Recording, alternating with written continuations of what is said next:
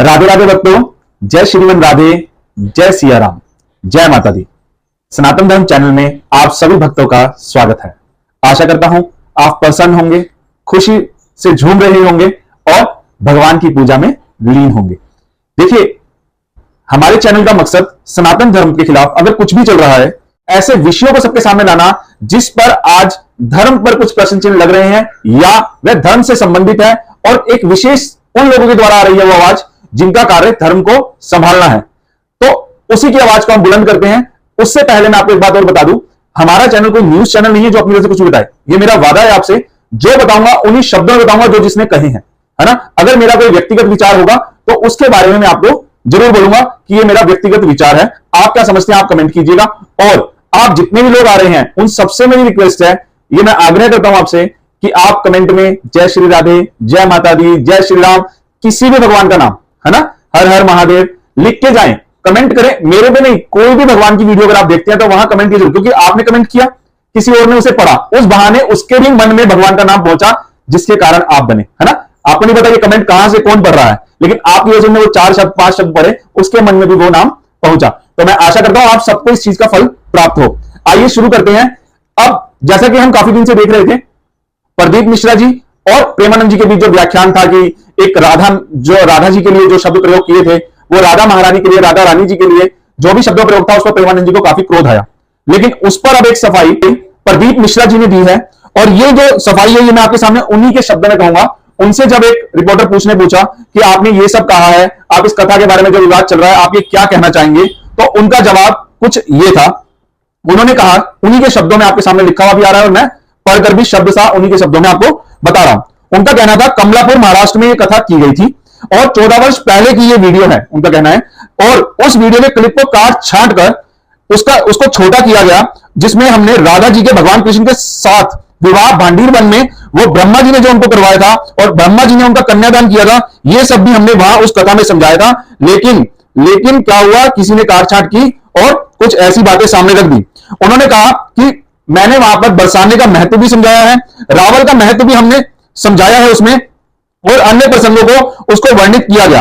अब उसको काट छाट कर जनमानस में गलत तरह से प्रेषित किया जा रहा है, जो कि जनमानस में किसी ना किसी रूप में सनातन धर्म को क्षति पहुंचाई जा रही है।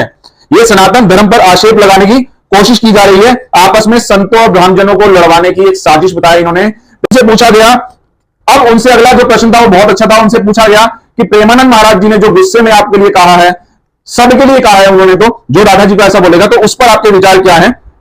तो उन्होंने जवाब दिया, उन्होंने भी पीछे कथा में भी जवाब दिया है, उसकी वीडियो भी मैं आपको कल या परसों में लाकर देता हूं ओरिजिनली।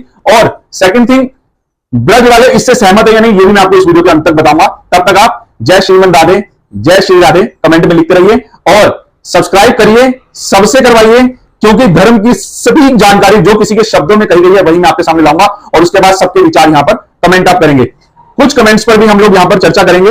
आइए, आपके कमेंट भी वो चर्चा का विषय हो सकते हैं, जो आपके विचार हैं जरूर लिखिएगा।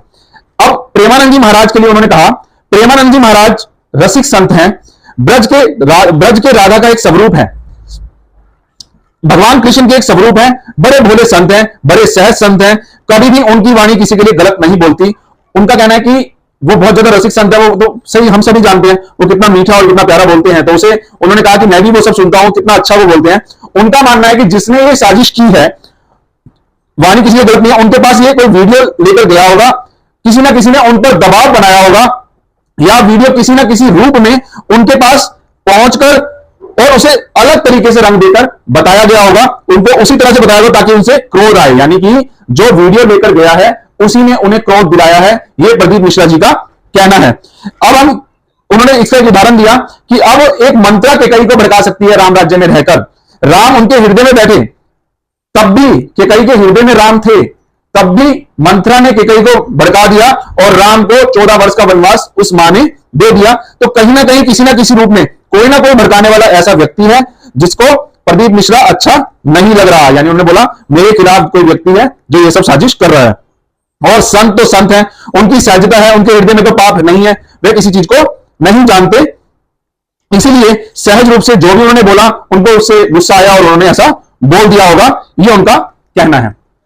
यहां पर प्रदीप मिश्रा जी ने कहा है कि उनके खिलाफ एक साजिश चल रही है। अब ब्रज के जो लोग हैं उन्होंने भी 24 जून यानी जो अब कुछ दिन बाद का समय दिया है माफी मांगने के लिए, जिसकी पूरी डिटेलिंग मैं आपको उन्हीं शब्दों में लाना चाहता हूं, इसलिए मुझे थोड़ा सा समय लगेगा, क्योंकि मैं नहीं चाहता कुछ भी मैं अपनी तरफ से डालूं। आप लोग खुद समझिए क्या है और इसको समझना जरूरी है। आप बहुत सारी न्यूज देखते होंगे, आपने इलेक्शन की न्यूज देखी होंगी, आपने बहुत सारी न्यूज देखी होंगी, लेकिन अब जब आप जीवित हैं तो अपने हिंदू धर्म में कोई आवाज उठी है तो उसको देखना आपका फर्ज बनता है कि क्या सत्य है क्या नहीं है। देखिए, अगर एक संत प्रेमानंद जी कुछ कह रहे हैं और एक कथावाचक, अब संत और कथावाचक में भी अंतर होता है, जिसके बारे में भी आपको जानना जरूरी है। तो ये सब वीडियो टाइम टू टाइम आपकी नॉलेज के लिए, आपके ज्ञान के लिए यहां पर आती रहेंगी। देखिए, आप हमसे जुड़े हैं क्योंकि आप भी सनातन धर्म के प्रेमी हैं, तभी इस चैनल पर आए। अब सनातन धर्म के प्रेमी होने के नाते आपका एक एक सब्सक्राइब, आपका एक एक कमेंट मायने रखता है। जो बच्चे आज के वो पढ़ेंगे, आपका एक्सपीरियंस है, अगर आप बच्चे हैं, अगर समझते हैं इन चीजों को तो बहुत बढ़िया बात है, लेकिन मुझे पता है कि जो इस रस को पीता है वो ही इस रस की व्याख्या कर सकता है। तो आपने जो भी आज तक भक्ति की है, रस पिया है, उसको इन कमेंट्स में लिखिए, ताकि आने वाली जो पीढ़ी है उसके मार्गदर्शक आप आज ही बने रहेंगे और ये कमेंट जब तक पड़ा रहेगा तब तक बने रहेंगे। आशा करता हूं आप इनको समझे होंगे। इन्होंने जो भी कहा है उसमें मेरा अपनी तरफ से कुछ भी नहीं है, ये कथावाचक है। अब सबकी, प्रेमानंद जी ने कुछ ऐसा नहीं कहा कि मैं ये कर दूं, और कई जने चला रहे हैं श्राप दे दिया, ये नहीं, ये श्राप नहीं। उन्होंने कहा कि आप गलती हो जाती है, बरसाने जाकर राधा रानी से माफी मांग लीजिए। उन्होंने ये कहा ही नहीं कि मेरे से आकर, मेरे चरणों में आकर या मेरे चरणों का जल पीकर आचमन करके, है ना, ये शब्द आप देख रहे होंगे, ऐसा प्रेमानंद जी ने नहीं कहा। उन्होंने कहा कि और ब्रज के जो लोग हैं, बरसाने के जो लोग हैं, उनकी भी यही मांग है कि आप आइए और राधा रानी महारानी से माफी मांग लीजिए, किसी और से मांगने की जरूरत नहीं है। तो आप बताइए, आप क्या सोचते हैं? सब्सक्राइब कीजिए, लाइक कीजिए, शेयर कीजिए, राधे राधे कहिए, जय माता दी कहिए, जय श्री राम कहिए, हर हर महादेव कहिए, जो आपके मन में आता हो जरूर कहिए। धन्यवाद, धन्यवाद, धन्यवाद।